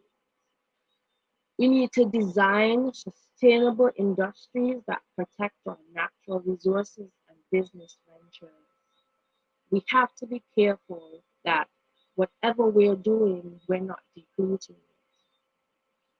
We're not depleting our soil, we're not depleting our oceans, and we're thinking about ways to grow whatever industries we are doing. We must consider efficient supply chains that are capable of gaining revenue from export. At present, there is uh, the 11th European Development Fund has released monies for certain pieces of development within the region so that the Caribbean could be a part of food exports. That's a tremendous opportunity for us as Caribbean people because as processors and producers, you'd recognize one of the hardest things to do is to export, to move things around and sell to people outside of your countries. Because there have been trade wars, there have been trade, trade wars. There've been all sorts of challenges around trade. So to now have the opportunity to trade, we have to be very careful that when these things come on stream, that we don't just get excited and run into it, not thinking first. The the supply chains need to be designed in a method that's efficient. Then we need to develop and implement national and regional policies and regulations. I think everybody has pretty much said that for the evening. But we can't leave people to do whatever they want and think that things are going to go well. So we can't just have a document on paper and say that we're equipped, we have policies, but they're not being implemented. And it's a lot of energy to go around policing everybody. So when we're developing these policies and regulations, we need to talk to persons who are actually in the industries and get buy-in um, from the beginning. Help people to understand why we're saying don't do this or these are our policies. This is what's governing us. When people understand, they're more likely to control themselves, even though sometimes it might feel like a restraint. They're able to recognize the value in being patient and controlling themselves and following the regulations and policies. We need to partner with connecting sectors to strengthen Caribbean industries. So our farmers are doing an excellent job, but we need to make sure that the other sectors are partnering. Our financial sectors need to because our finance person need to be able to move the monies around when we are getting the incomes, we are getting the revenues from the hard work that is going into farming. We also need to be, as Dr. Saintville said earlier, more strategic about the allotment of funds for development. I was speaking to an agro-processor um, while doing this last bout of research, and she highlighted that sometimes simple things create large problems. So funds were given for the development of agriculture, but in the document it didn't say and agro processing. So there was an inability to access the funds. And we need to be able to process foods so that we could have items after the duration that fresh foods normally use. We must process items. So when we are uh, partnering, we have to be careful how the documents that are governing these partnerships are written. And when we're investing funds, we need to be careful how the investment regulations are drafted so that the appropriate persons could connect and use the funds for the development. We must invest in Caribbean research. It is such a challenge to find data, especially when we have young people who want to do things, but you're unsure what the official position of Caribbean countries are because finding uh, reliable research is really challenging. We must invest in agro processing. And lastly, agriculture and business leaders must commit to continued education. We can't do the same thing the same way when there are constantly developments that make work significantly less painstaking and get us the rewards that we need. I wish I could continue speaking on this topic, I really do. But I just again want to thank Fusion Stories for this very important and timely work that you're doing and wish you every success as you march on in your Okay, thank you very much, Ms. Weaver, for your presentation on how supply chain affects food security within the Caribbean region. So now we go to our question and answer segment. So if you have any questions, you all could put it in the chat and I will pose it to our respective speakers.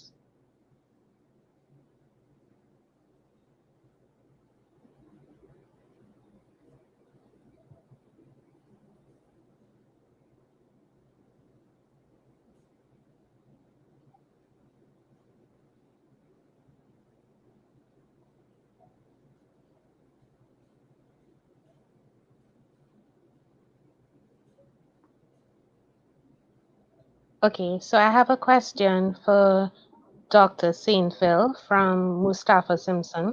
He would like to know, how do you think that regional governments can increase stakeholder involvement in decision making? Thank you very much, Mustafa. That's a very good question.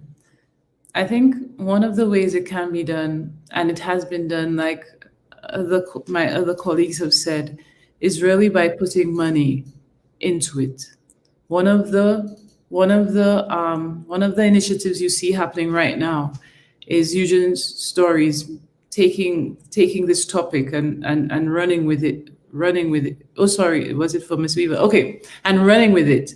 So could you imagine if young people all over Trinidad and Tobago, not just Trinidad and Tobago, all over the region, were galvanized by this idea that there will supply chains to be built and they could be involved in it by using technologies, by using ICT, by being the connectors. If young people were given resources to do this, to have this dialogue, because once you start talking about these issues, then Jamal is here and she says, I have an idea. the resources being made available to stimulate discussion around these matters is one of the first areas where money is needed. The second one is around policy. A lot of the time, our policy really is repeating old policies that we didn't successfully initiate anyway. And I think primarily because young people are not involved in it. Young people, when they get involved, when they start discussing, they start thinking about new and different things because they are on top of the new technologies that are available, the new platforms that are available. They think about doing things differently. So I think a lot of the money, there's a lot of talk about youth in agriculture, but it's really about bringing youth in the existing agricultural system as it is structured. But I think putting money for youth to start discussing and thinking about what it could look like and research, money into research. Now, I'm not just saying that because I'm a researcher. I also think there's something that happens when you're giving money to your youth to look at problems that they're impacted by. A lot of people talk about mangoes wasting and breadfruit wasting, but I say put money into young people from high school to into school fairs to just start that discussions. But that's one, getting the knowledge and the discussion running. I think the other one is really something that's a bit more entrenched, which is some have called it a fatigue, an agriculture fatigue. People are just, they're tired of agriculture. In the region, it is a bit more difficult because agriculture was really the means by which slavery took place. Now, I want to just put that out there. They could have used another industry, but they needed sugar and they needed cheap food. So they used cheap labor. Well, they stole us and used us because they wanted to make cheap food. But food was essential to their survival.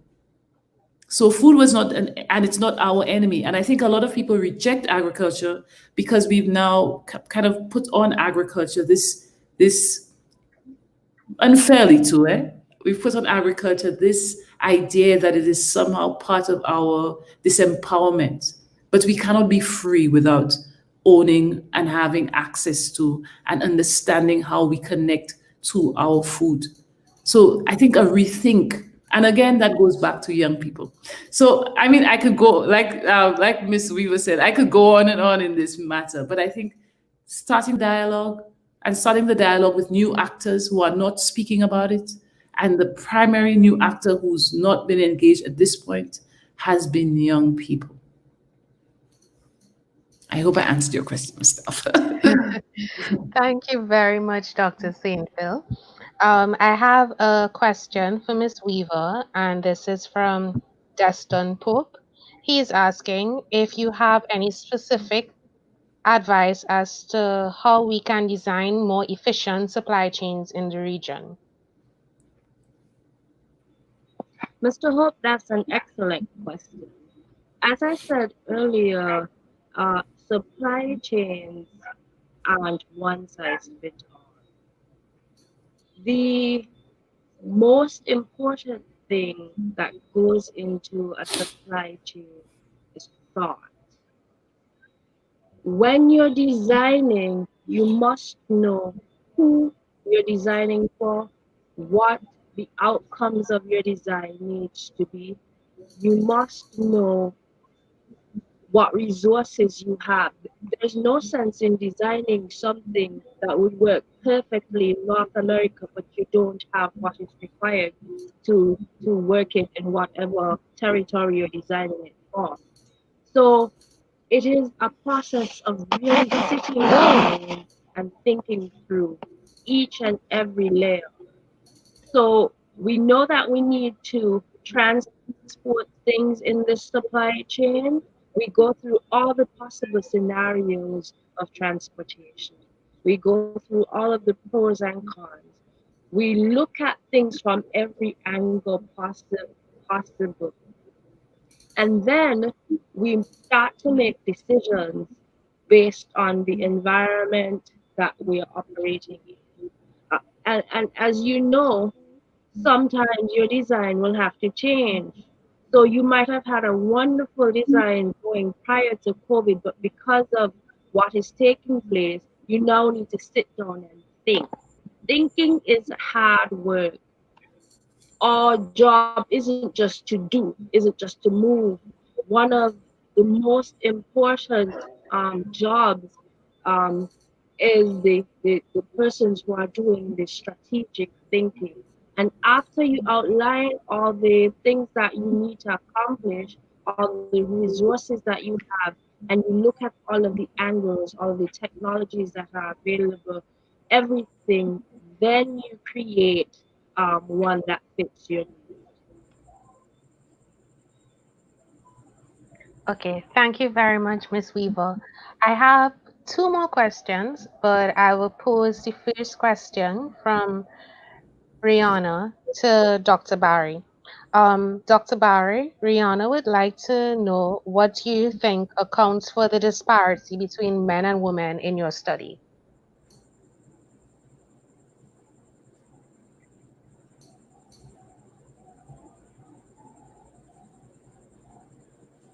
Dr. Barry, I think you need to unmute. Right. In terms of representation, more women actually answered the questionnaire.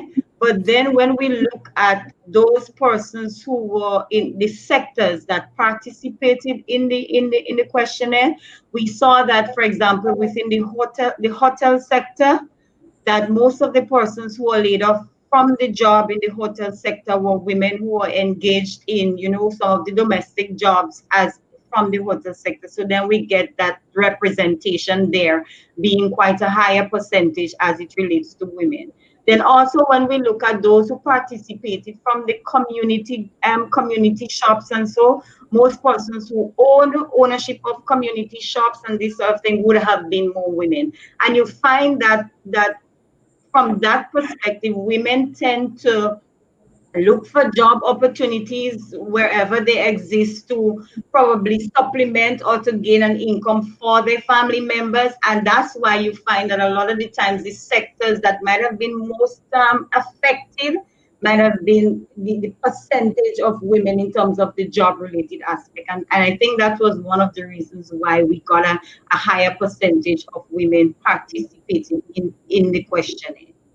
But mind you, one of the things when you saw that higher percentage from the farming sector, there were more men there than women. And when you look basically at the statistics as it relates to the proportion of men within the agricultural sector, in comparison to women across the region, you would see the percentage is quite significantly higher of men involved. And that was evident from if we when we dissected the participants, if you were to categorize it, we saw more men. Even if I gave a general picture, but when we categorize those who came from the farming sector, there was a higher percentage of men there and then from the hotel sector, there was a higher percentage of women there than men.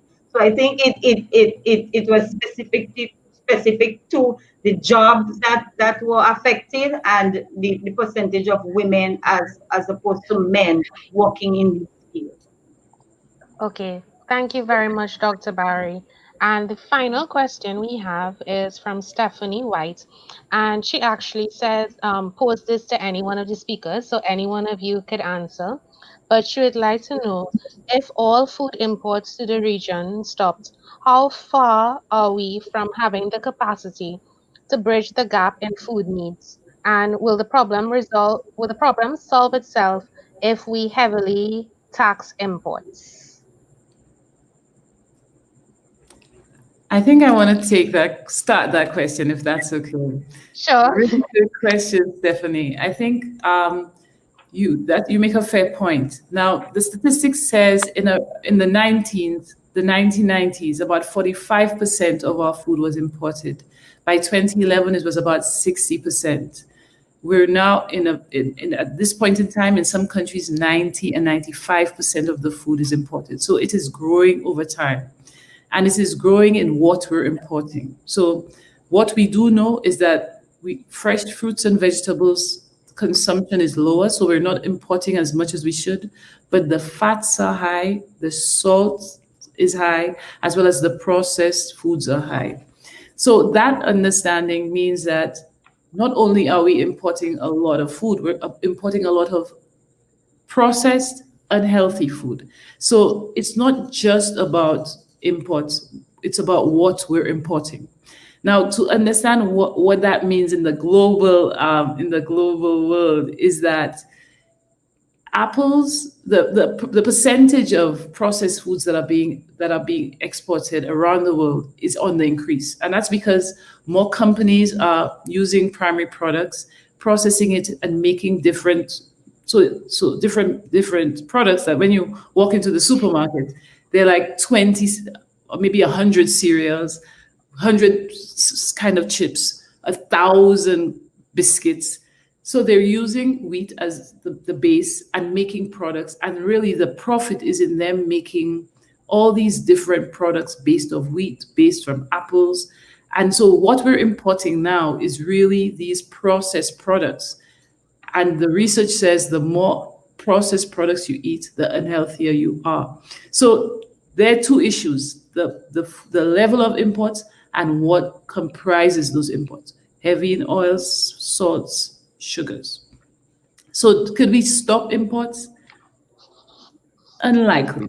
We need some imports because for the most part, a lot of the imports, especially the wheat flour and the corn, is produced industrially. And because of the level of industrial production, it is relatively cheap. So that's why there's so much of it, because at that price compared to other carbohydrates, it's not comparable. But the processed products, the level of processed products that are coming in that we're eating that are unhealthy, those we could definitely reduce. Now the tax, I don't want to take it up all, so maybe I'll leave for the other speakers. But the idea of tax solving this problem is difficult because of the World Trade Organization. We're in a world that is promoting free trade, and free trade means every country must open their borders and allow food and other products to come in and to go out. And once you start talking about putting barriers, then countries that feel you have prevented them from enjoying the profits that they would have if there were no barriers, then take you to this higher court for trade in the world, which is the World Trade Organization, it would be simple, but it's not an option. It is available, but not as simply as you would think. Yeah, I was going to make that point that we cannot look at importation in isolation of the rules and regulation as it relates to trade. And so sometimes we do want not to import as much as we import, but we can't say we can't import, stop importation completely because of the infringement it have as it relates to rice. And we've seen even how that would have affected the preferential treatment we would have had on the market prior to the liberalization of the trading market. What happened to our sugar industry? What happened to our banana industry? This sort of thing. So we have to be mindful of that. And so I would be very much supportive of what Dr. Senville was saying in terms of paying attention to what we import, not just the importation, but what we import and probably the amount. So we probably could look at non-tariff barriers, to a certain extent, but not too much to infringe upon the rights of persons. So non-tariff barriers that relates to certain quotas, for example, in how much is allowed in. And then we then have to pay a lot of attention to and the education. I keep stressing the education is really, really important, and how and what we place value on as consumers. Now we have a part to play. We as individuals, we as the consumers, we cannot sit back and say, oh, let's stop, importation if we don't consume what is produced locally. So that we have a responsibility as consumers to consume what our farmers produce. And when we start doing that, then what is imported remains on the shelf. And then they would have no other choice but to not import it. So from that perspective, yeah. And might I just make an addition to the two excellent points that have gone before me? In relation to supply chains, why would you want to stop importing when we haven't done our work to create strong supply chains for what we do have? Um, if we are in a big uproar trying to figure out how to find a fisherman to get a pound of fish, what happens when we stop importing fish altogether? So we have to do our work here so that we can strengthen the industries that we do have. And then, as Dr. Barry said, things will stay on the shelf and the suppliers will recognize they're not being purchased and they'll buy fewer quantities and maybe eventually stop. Yeah, and I think I'll just throw in here that I mean everything that you all said was amazing, so there isn't much to add. So I'll just say that another part of it I think Dr. Barry mentioned is just raising awareness, right? So once the consumer has a lot more power than we have a lot of power, and we just don't realize how much power we actually have. So, what we purchase, what we decide, we create the demand for everything, right? So, if there's a lower demand for imported products, then obviously the importation of those products would reduce gradually over time.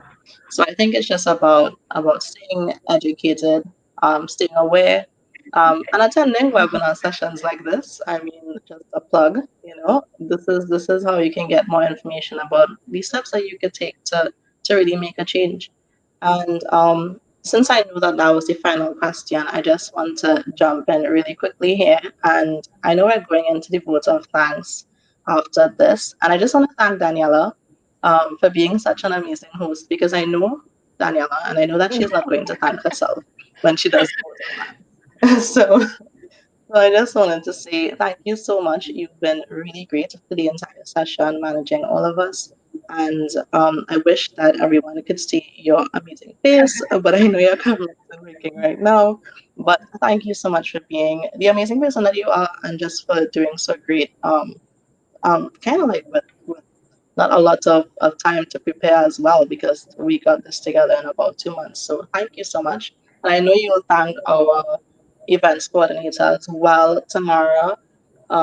But I just wanted to say my own personal thank you to you, Tamara. Tamara has been behind the scenes for the entire webinar, and she's the reason why we're all here. Without her, none of us you wouldn't be seeing anyone right now. So thank you so much, Tamara, and I'll just hand over to you now, Daniela. Okay. Thank you very much, Jamala. I was not expecting that. Um, so now we go into the vote of thanks. So firstly, I would like to thank our speakers, Dr. Barry, Dr. Saintville, and Ms. Weaver, for taking time off of their busy schedules to participate in our webinar and share such invaluable information with us. We really greatly appreciate your participation in today's event and for helping it be a success. Secondly, I would like to thank our entire UGAN team for promoting the event, but I'll also specifically like to identify and thank several members of the team who made this event possible and successful. Firstly, I would like to thank our event coordinator, Tamara Norang, for making this event possible. So, as Jamala said, Tamara was responsible for the planning and execution of this event, as she was responsible for finding and testing the platform for this webinar, and she worked behind the scenes today to ensure that everything ran as smoothly as possible. So, Tamara, thank you so much. I would also like to thank our founder and president, Ms. Jamala Alexander, for, well, firstly, being our first speaker for the event, because I know where she is right now. It's well into Friday morning.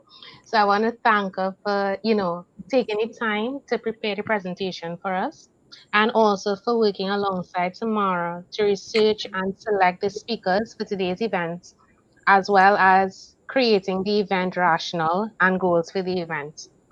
The next person I'd like to extend a heartfelt thanks to is our social media manager, Ms. Rihanna Archie, who was responsible for creating the social media posts for today's events and promoting the event on our social media platforms.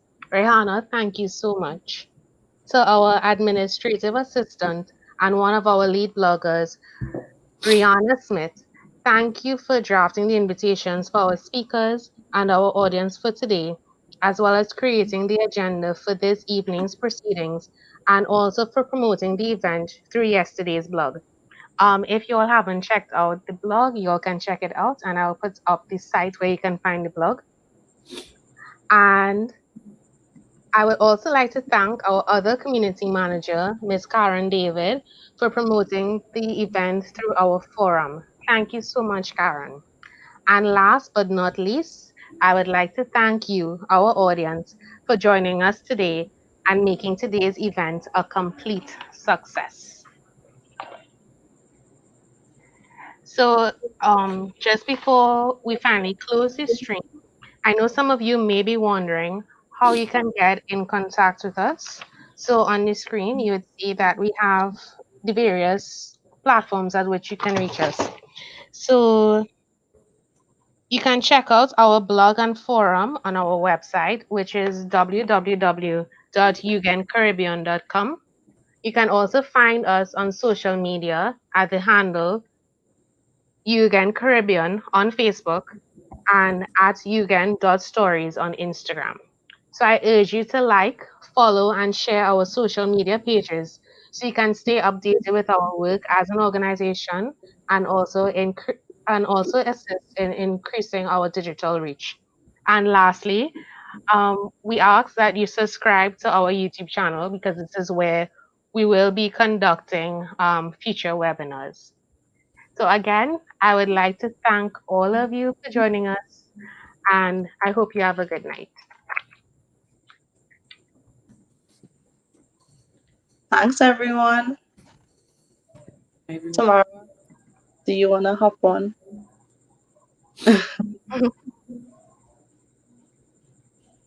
Hi. Thank you so much.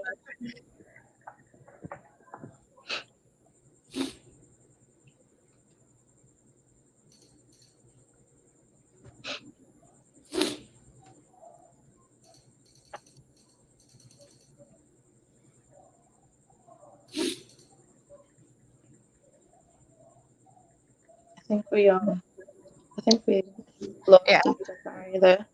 Oh, we did. Yeah. Okay. So that brings us to the end of today's session. Thank you so much, everyone, once again for joining us. And we hope that you will join us again for our webinars in the future.